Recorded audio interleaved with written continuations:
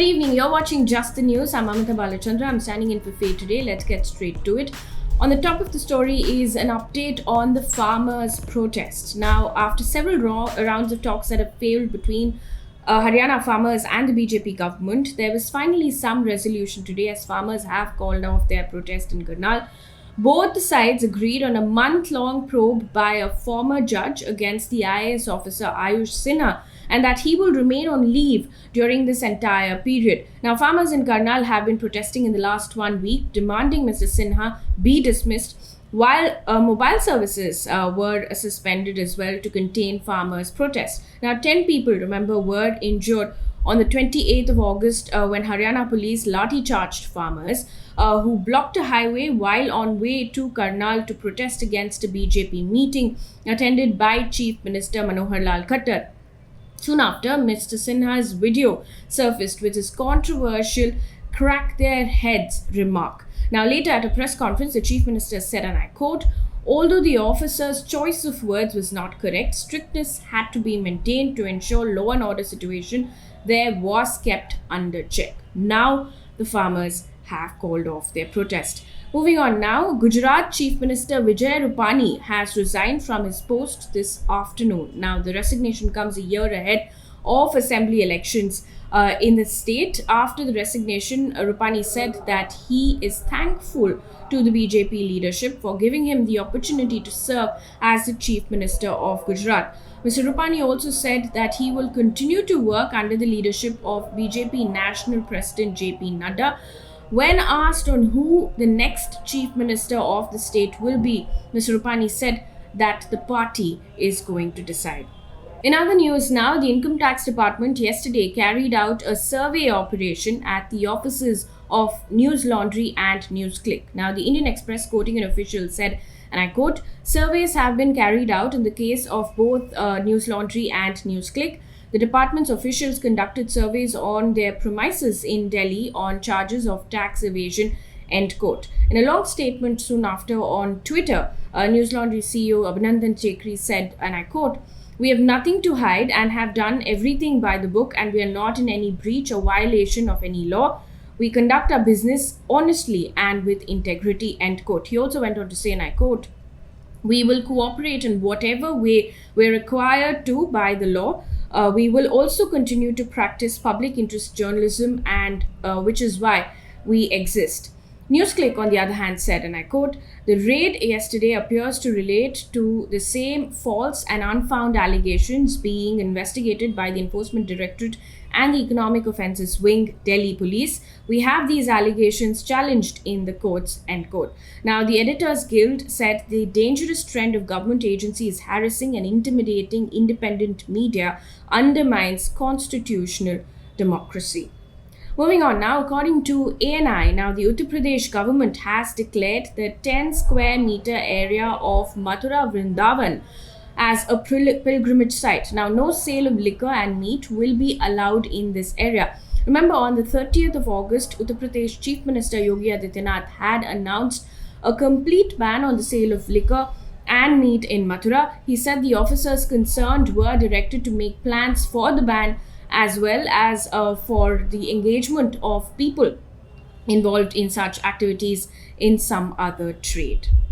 Also in the news, parts of the Indira Gandhi Airport in New Delhi was waterlogged after heavy rainfall, according to a report by NDTV.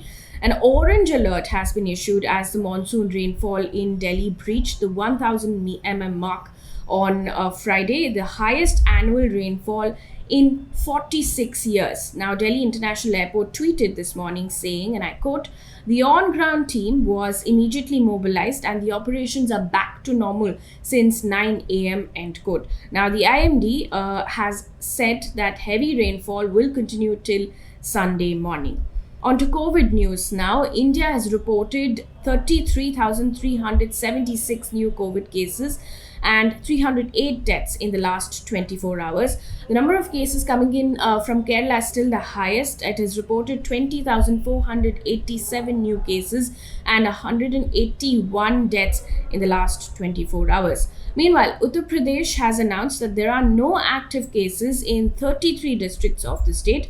Now, 67 districts have not reported any case in the last 24 hours, according to several reports. Now, the positivity rate in the state has come down to less than 0.01%, and the recovery rate is at 98.7%. Meanwhile, Prime Minister Modi chaired a high-level meeting on Friday to review the COVID situation in the country and on vaccination drive as well.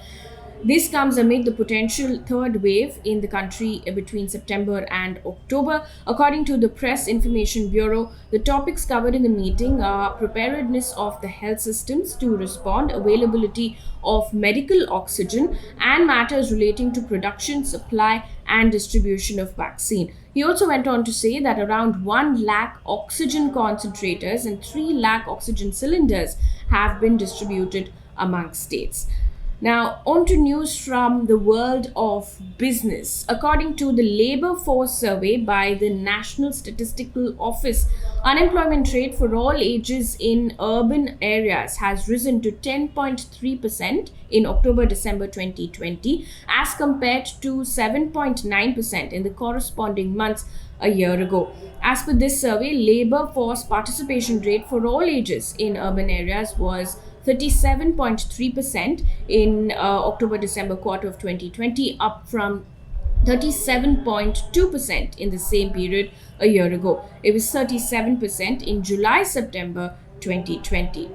Moving on to news coming in from across the world now. Denmark has declared that it no longer considers COVID as, and I quote, a socially critical disease, and has become the first European Union country to lift all domestic restrictions. Now, over 80% of Denmark's population above the age of 12 have been fully vaccinated. According to a report by The Guardian, as of Friday, the digital pass, which is a proof of having been vaccinated, is no longer required when entering nightclubs, making it the last virus safeguard to fall. Now, since the 14th of August, wearing masks on public transport has also been no longer made mandatory.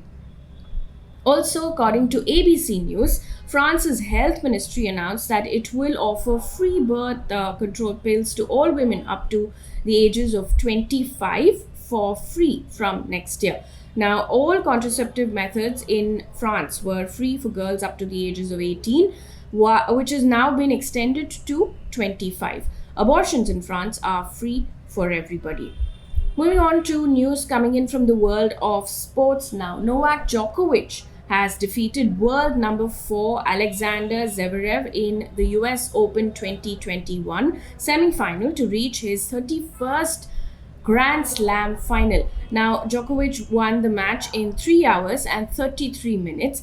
Djokovic is now one victory away from a 21st major and a calendar year Grand Slam since Rod Laver accomplished it 52 years ago. Now, when you win all 4 majors, which is the Australian Open, French Open, Wimbledon, and the US Open in a calendar year, it is called the Grand Slam. Now, before we end the news, we leave you with one piece of good news, and that is Goa Chief Minister Pramod Sawant has now announced that the state has administered at least 1 dose of vaccine to its entire eligible population. Now, Goa has administered the first dose of vaccine to over 11.83 lakh people. Prime Minister Narendra Modi took to Twitter to laud the efforts of the state as well. Now, that's it here on Just the News. Thank you so much for watching.